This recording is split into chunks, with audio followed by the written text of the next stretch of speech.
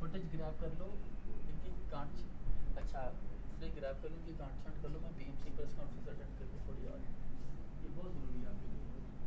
आपको लाइसेंस, हाँ वो लड़की को ना फुटेज दे देना, वो आएगा तो थोड़ी सी दे देना उसको, थोड़ी सी ज़्यादा ना देना, मतलब उसको थोड़ी सी चाहिए,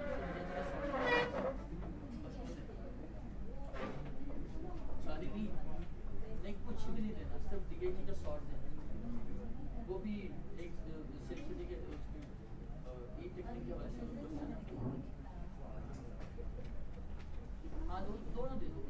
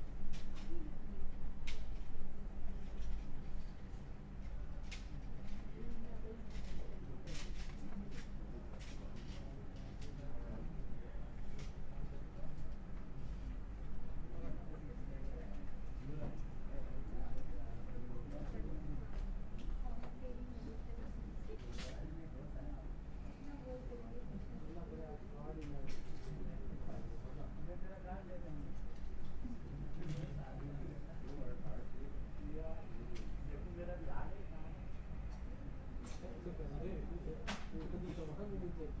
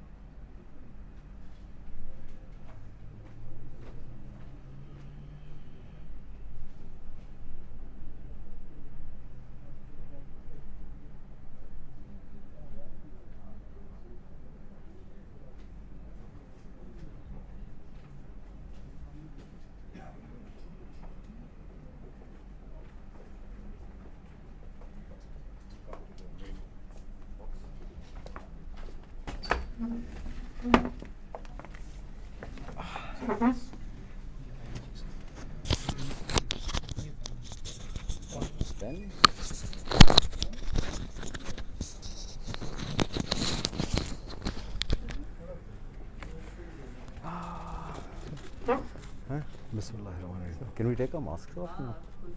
Are we allowed to? This level. We are fairly safe. So, we can take them. So Assalamu alaikum everyone. Thank you very much for joining us, and apologies for making you wait. The council was meeting today to discuss some important areas on which there's been a lot of kind of weight. So today we have reached a few decisions that we need to share with you, and they are regarding the exams that Pakistan Medical Commission is supposed to conduct. So first one is about the medical and dental admission tests. We have agreed on the days and the syllabus of the exam. This exam is going to be held online, and it is going to be held between 30th August to 30th September. So it would be continue being held because it is an online exam.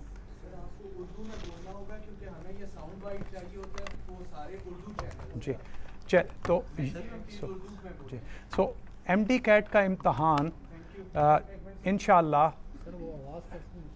Online 30 अगस्त से 30 सितंबर तक होगा. इसका syllabus जो कि academic board ने तैयार किया बहुत मेहनत के साथ, उसको आज काउंसिल ने अप्रूव कर दिया है, वो इंशाल्लाह वेबसाइट पे लगा दिया जाएगा।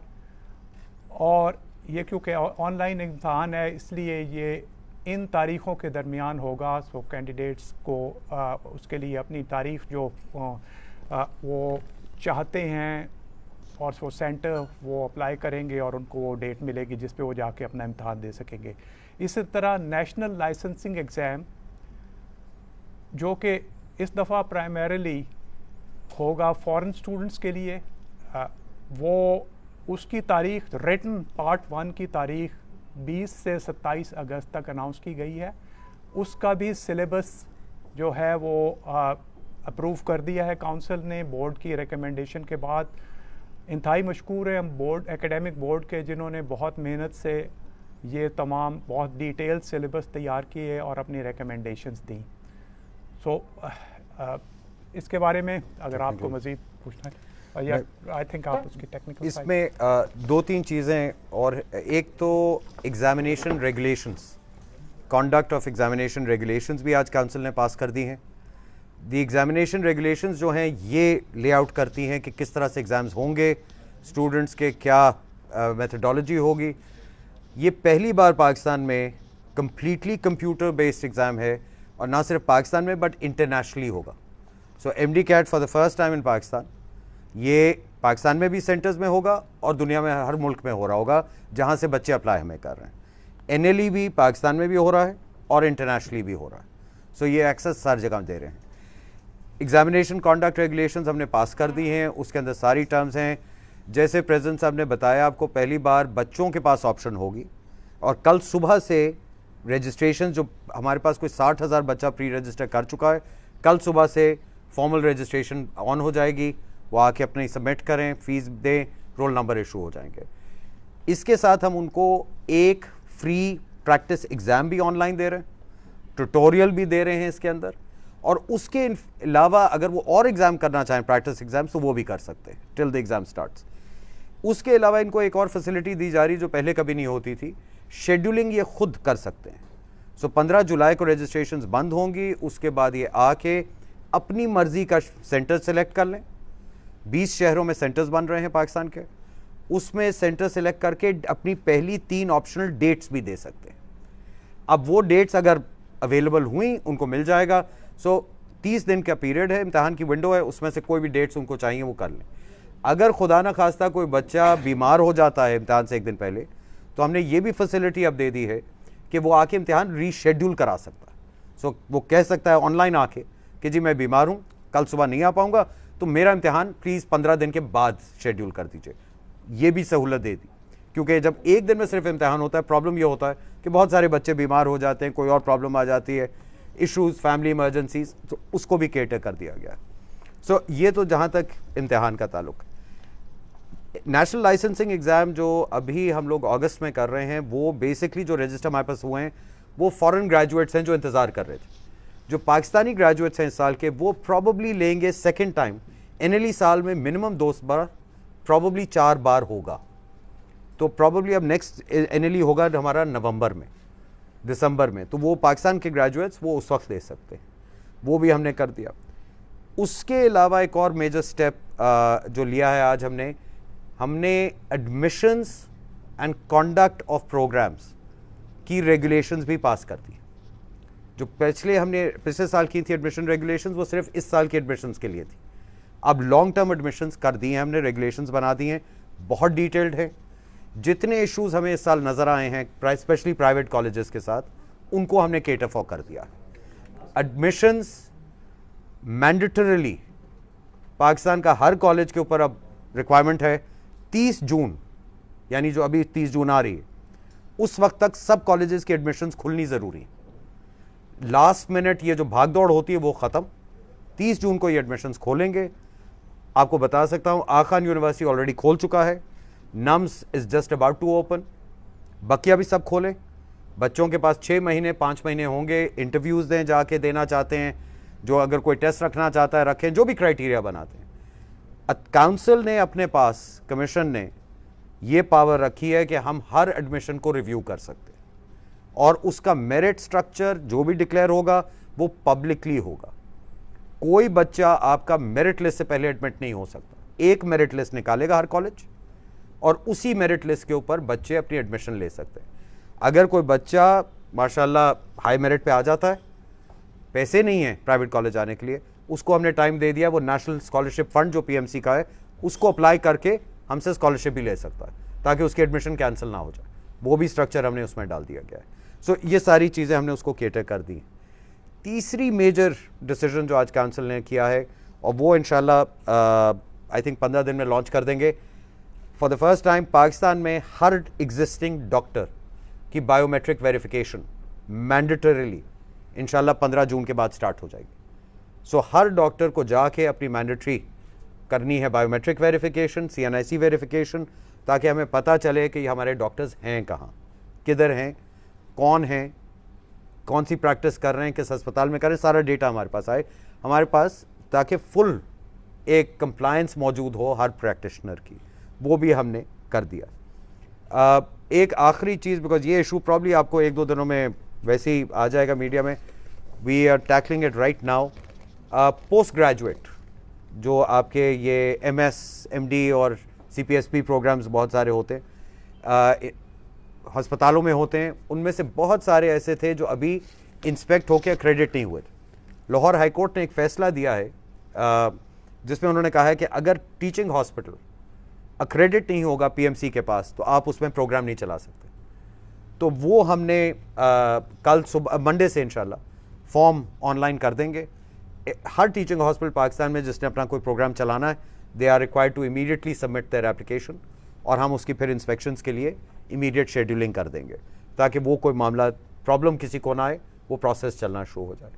तो प्रिंसिपली डिसीजंस और भी बहुत सारे, बट कोर डिसीजंस जो हमारे इशूज़ थे। सो MD CAT is on, national licensing exam भी हो रहा है, नेशनल इक्विवेलेंस बोर्ड एग्ज़ाम बाहर के ग्रेजुएट्स का पाकिस्तान में आने के लिए उसकी डेट्स हमने फिक्स कर दी हैं, which is October first week, मगर उसका सिलेबस अभी हमें बोर्ड से आना है, वो आ जाएगा आई थिंक डेंटल का भी NLE dental, because foreign graduates में कोई नहीं है डेंटल, वो बाद में होगा, तो उसका भी सिलेबस हम लोग 24 को जो हमारी मीटिंग है उसमें हम लोग इंशाल्लाह अप्रूव कर देंगे।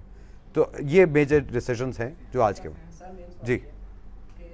इस साल सर 3 सब्जेक्ट्स के पेपर हो रहे हैं, फिजिक्स, बायो और FSC के। जी FSC के। सर जब ये बच्चे मेडिकल कॉलेज के लिए पेपर देंगे तो ज़ाहिर है 50% ये भी इंक्लूड होगा, FSC के मार्क्स भी इंक्लूड होंगे 50%। पब्लिक सेक्टर में मैंडेटरी होगा, या पब्लिक सेक्टर में वो अपने हर प्रोविंस अपना बनाएगा मेरिट, प्राइवेट कॉलेजेस अपना बनाएंगे। जो रिपीटर्स हैं उन्होंने तो 9 पेपर दिए हुए हैं। रिपीटर जो पिछले साल जिन्होंने पेपर जिन लोगों ने FSC का एग्जाम नहीं दिया, पहले दिया हुआ है, वो दोबारा दे रहे हैं। आप इम्प्रूव करने के लिए देखिए ये फैसला तो कॉलेजेस ने करना है या गवर्नमेंट ने करना है, जो उन्होंने एडमिट करने हैं बच्चे। तो आप बनाते हैं ना कि 50%। नहीं जी, वेटेज हमने, ये मैं क्लैरिफाई कर दूं, इसीलिए कहा कि रेगुलेशंस हमने बना दिए कानून के तहत, PMC एक्ट के तहत। पब्लिक कॉलेजेस जो होते हैं उनके मालिक होते हैं प्रोविंसेस या फेडरल गवर्नमेंट, उनकी वेटेज हर प्रोविंस अपनी अपनी मेरिट लिस्ट स्ट्रक्चर बनाएगा। सिर्फ रिक्वायरमेंट यह है कि MD CAT को 50% आप वेटेज देंगे पब्लिक कॉलेज के लिए। पंजाब क्या बनाता है मेरिट का स्ट्रक्चर, वो FSC को 30% देता है, मैट्रिक को 20 देता है। सिंध FSC को 50% देता है, मैट्रिक नहीं कंसिडर करता। ये उनकी मर्जी है, ये हम नहीं डिटर्मिन करेंगे। ये कॉलेज सर अपनी कर सकता है? जी मैं अब अर्ज कर रहा हूँ, जो प्राइवेट कॉलेजेस हैं कानून में ये लिखा है कि वो अपना क्राइटेरिया बनाएंगे।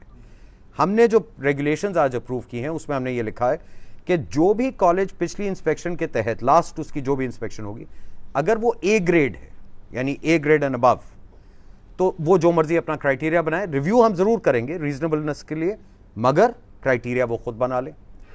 जो कॉलेज A ग्रेड से कम है उसके ऊपर हमने रिस्ट्रिक्शन लगा दी है कि आई थिंक 20% या 25% मैंडेटरी MD CAT जरूरी है, और उसी तरह से I think certain percentage FSC की है। MD CAT का पास मार्क्स 65% कर दिए गए हैं, सॉरी मैं भूल गया था, 65। NLE के पास मार्क्स 70%, ठीक है जी। और FSC में या जो भी आपका A लेवल्स इक्विवेलेंस, वो भी आपको मिनिमम 65% नंबर लेने हैं। That is the eligibility criteria वो बनाएंगे।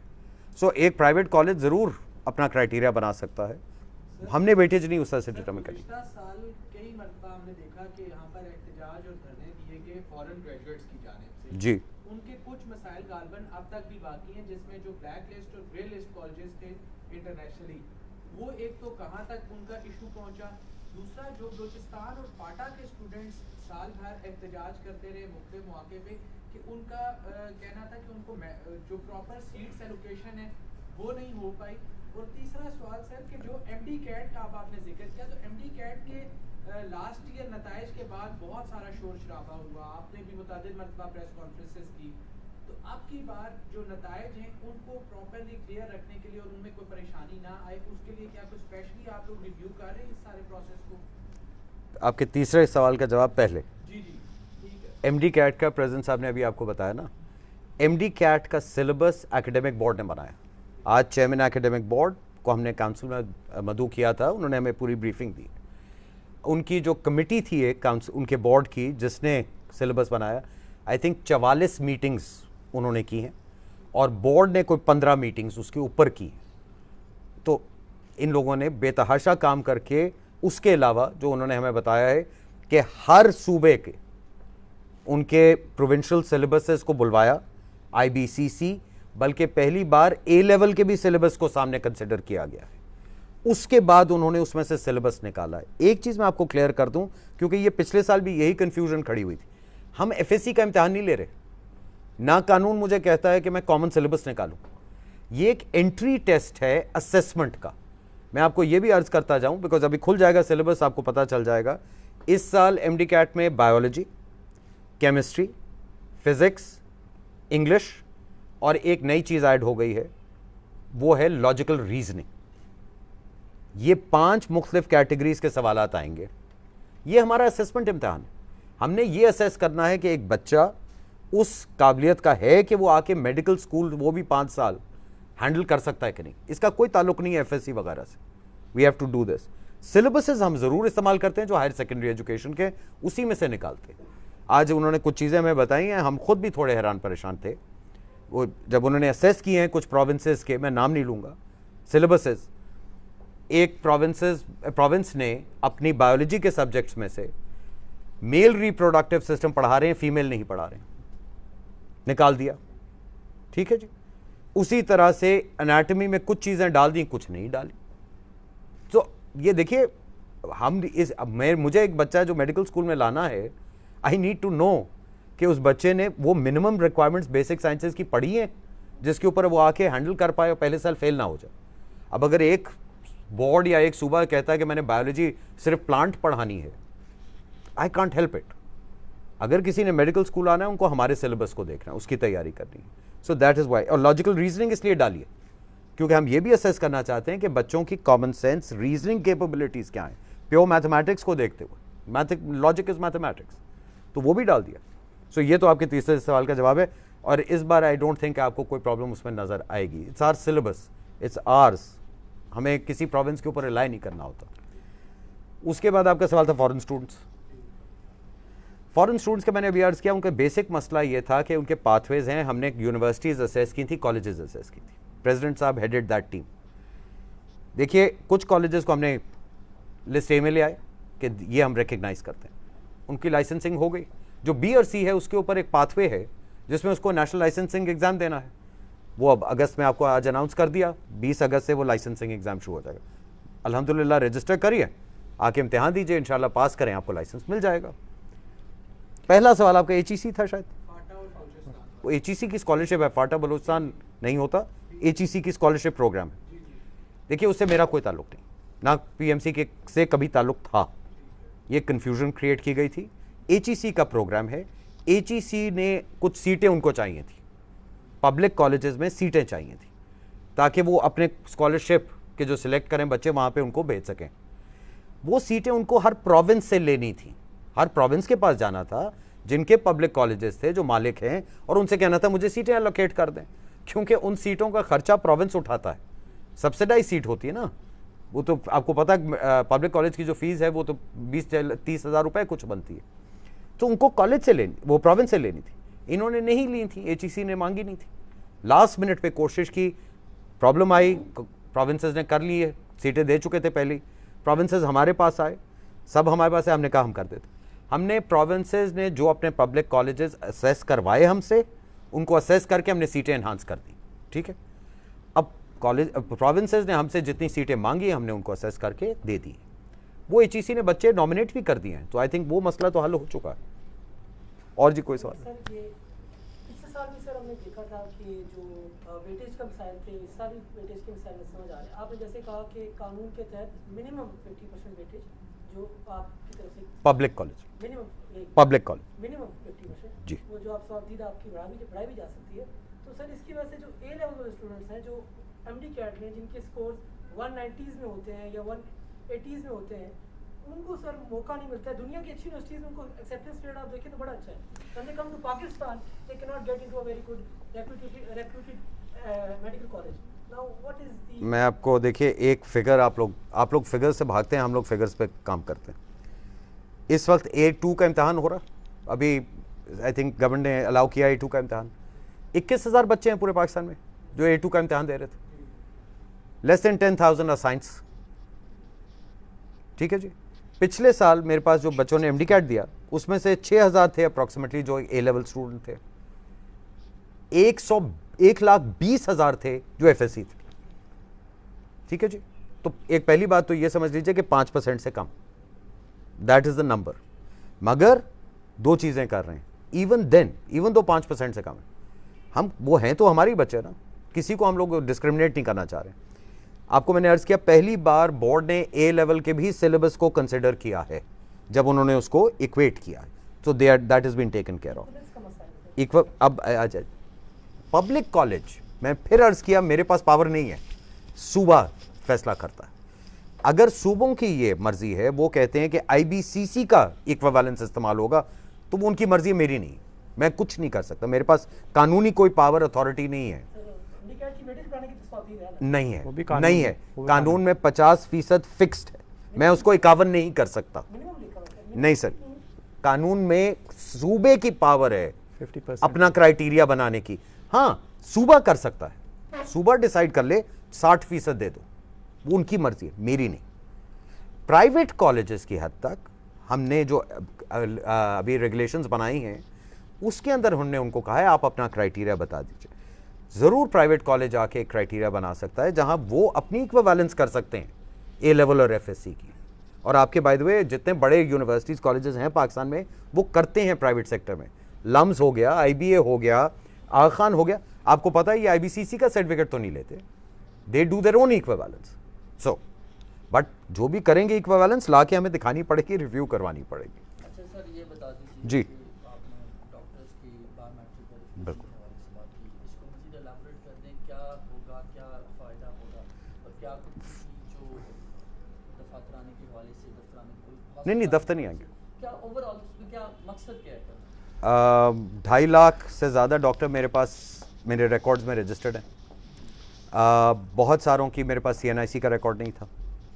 बहुत सारे ऐसे हैं जिनका मुझे ये नहीं पता कि वो प्रैक्टिस कर रहे हैं, ज़िंदा हैं, इंतकाल कर गए।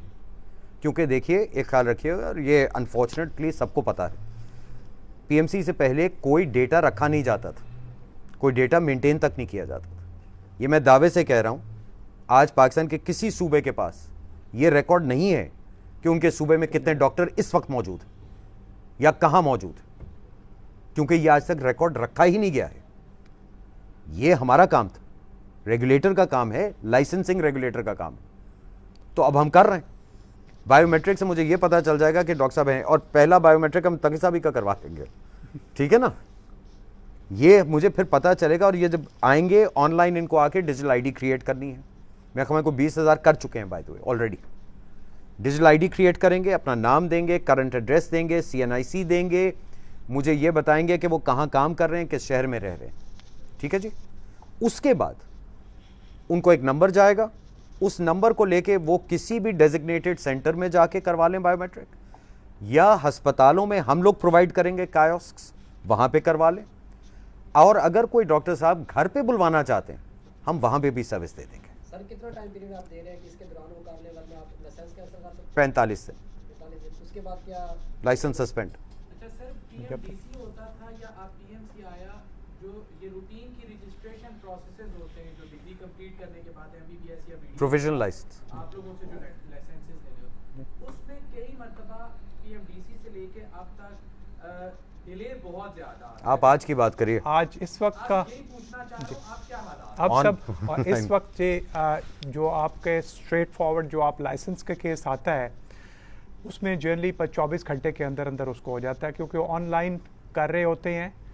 मोस्टली एप्लीकेशंस 24 घंटे के अंदर अंदर प्रोसेस होके उनको डिस्पैच हो जाता है लाइसेंस। माइंड यू किसी के हाथ में नहीं दिया जाता, हाँ। उनके एड्रेस पे डिस्पैच किया जाता है कोरियर के थ्रू।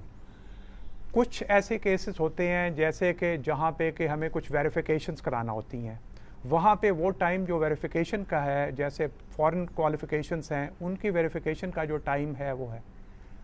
कुछ केसेस में फॉरेन जैसे पोस्ट ग्रेजुएट क्वालिफिकेशंस हैं उनके ऊपर हमारी बहुत सारी डेलिब्रेशन हो रही है, क्योंकि देखें एक चीज़ जहन में रखें कि जिस डॉक्टर को भी आपने लाइसेंस देना है उसने यहाँ आके प्रैक्टिस करनी है, आपका हमारा इलाज करना है, और एक बार मिल गया तो मिल गया। अब बहुत सारी जो आपने ख़ास तौर पे कॉलेजेस की यूनिवर्सिटीज़ के लिस्ट्स की बात की थी, हमारा बाहर के कॉलेजेस पे कोई कंट्रोल नहीं है। एक स्टूडेंट अपनी मर्ज़ी से अपने रिस्क पे जाके वहाँ दाखिला लेता है, वो वापस आता है, वापस आके वो मुतालबा करता है कि मुझे एज़ मेडिकल ग्रेजुएट तस्लीम किया जाए। अब एक तरीका तो ये है कि आप एक इम्तहान ले लें जो पहले होता था।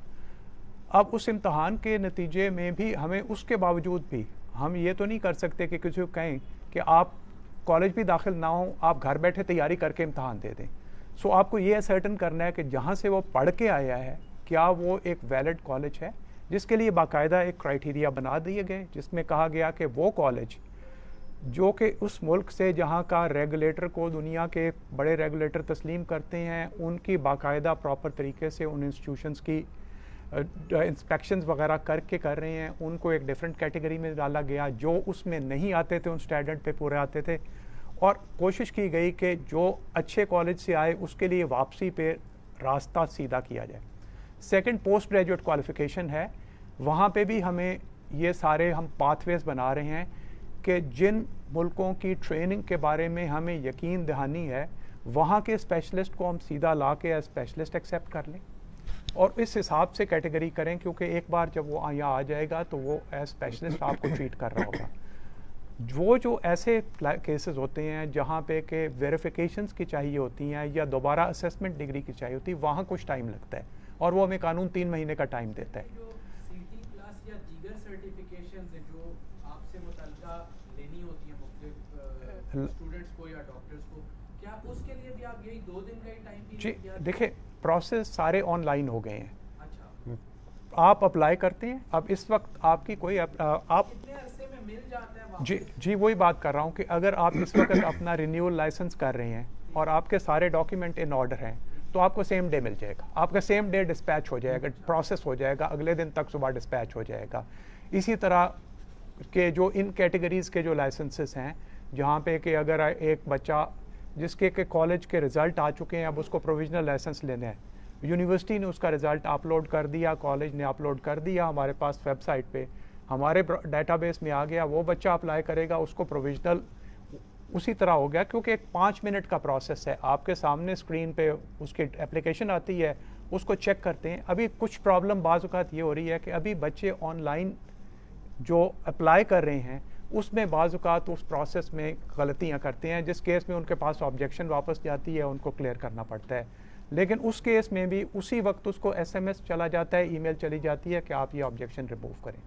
सो जैसे ही क्लियर हो जाता है, क्वालिटी चेक हो जाता है, तो उसी सेम डे पे वो डिस्पैच के लिए चला जाता है, नेक्स्ट डे मॉर्निंग तक वो कॉरियर हो जाता है।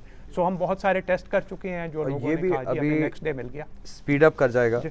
बिकॉज बाय इंशाल्लाह जुलाई हम डिजिटल लाइसेंस ला रहे हैं। सो PMC जो एक चीज़ हमने पहले दिन अनाउंस की थी कि हमारा बिल्कुल ऑब्जेक्टिव है कि 1 साल के अंदर अंदर इसको इंशाल्लाह पाकिस्तान का पहला कंप्लीटली डिजिटाइज्ड रेगुलेटर बना दें। वो इंशाल्लाह वहाँ पे जा रहे हैं हम। आपका लाइसेंस इसके बाद पोस्ट ही नहीं करना पड़ेगा, डिजिटल लाइसेंस होगा। नादरा से हम बात कर चुके हैं, इंशाल्लाह अगस्त के बाद हर डॉक्टर का लाइसेंस उसका CNIC नंबर होगा, आपको अपने अलग नंबर ढूंढने की ज़रूरत ही नहीं, यूनिक ID। एक और चीज़ मैं आपको बता दूं, बिकॉज वो भी अल्टीमेटली रेलिवेंट है विद समथिंग। हमने आज एक लाइसेंस ऐड किया है, एक कैटेगरी ऑफ लाइसेंसिंग ऐड की है, and that is a temporary license for telemedicine. Because telemedicine बेतहाशा बढ़ गई है पाकिस्तान में। बेतहाशा डॉक्टर हैं पाकिस्तान से बाहर बैठे हुए, जिनको हम नहीं जानते, जो टेलीमेडिसिन पे वो प्लेटफॉर्म्स के ऊपर सर्विस दे रहे हैं। तो वो आज हमने लाइसेंस को अप्रूव कर दिया है। तो अगर कोई डॉक्टर बाहर बैठा है पाकिस्तान से और पाकिस्तान में टेलीमेडिसिन करना चाहता है, तो 3,000 रुपये या कुछ फ़ीस है, वो ऑनलाइन आके फौरी अप्लाई करे। अगर उस मुल्क में लाइसेंस शुदा है बता दे हमें और पेमेंट कर दे, उसको फौरी लाइसेंस डिजिटली इशू कर दिया, वेरिफिकेशन के बाद। वेरिफिकेशन कर दिया। Most welcome.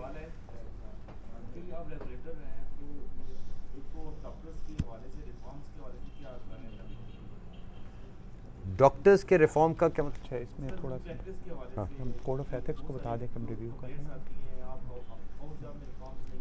नहीं, वो देखिए, मैं इसीलिए कहा कि अभी रेगुलेशंस आप पढ़ लीजिएगा, तो मैं इतना टाइम नहीं लेना चाह रहा था। अभी जो हमने कॉन्डक्ट ऑफ प्रोग्राम्स की है, उसके अंदर पहली बार by the way house jobs का क्लियर कर दिया है। अब एक टीचिंग हॉस्पिटल, कोई भी अस्पताल जहां हाउस जॉब होना है, उसको पहले हमारे पास आके इंस्पेक्शन करा के क्रेडिट होगा और हाउस जॉब की सीटें एलोकेट होंगी। खुलेआम नहीं होगा। नहीं जी, पहले खुलेआम, Honorary house पहले job। खुले था, अब सीटें एलोकेट होंगी और हर हाउस जॉब पेड होगा, अनपेड हाउस जॉब्स नहीं होंगे। और हर हाउस जॉब के रिजल्ट हमें दिया जाएगा। पे का भी कोई नहीं, ये पहले मौजूद नहीं था जी। पे का भी रख रहे हैं कि कितनी होगी मिनिमम पे? ये, 5,000 भी दी जाती है 5 साल रीड पढ़ने के बाद। भैया आप कानून तो पढ़ लें आप लोग। पीएमसी एक्ट में लिखा है, पार्लियामेंट ने लिखा है कि आप वो पे करेंगे जो पब्लिक सेक्टर में पे किया जा रहा है। तो आप लोग पढ़ तो लेना, उसके बाद हमसे पूछें। अब अगर नहीं दे रहे, अपने जानने वाले आज भी मेडिकल ट्राइब्यूनल है, कंप्लेंट फाइल करें। रुपए सर। मेडिकल ट्राइब्यूनल मौजूद है, कंप्लेंट फाइल करें। जेल खाना है इसका, तो जेल खाना मौजूद है। ठीक है जी, थैंक यू। ओ यार, ये वोट है, ये किसका है?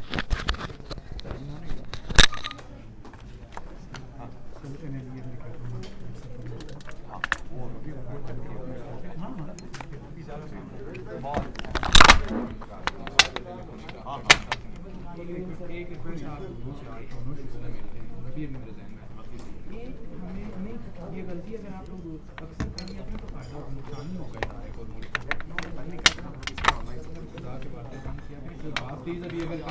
एक बात अगर करने तो मेरी बड़ी जेदा केवल ठीक रहे किसी भी बात में 2 या 3 घंटे का हमें ये बताते हैं कि हमें पढ़ा देती है। आसमान को मैं कह चुका हूँ।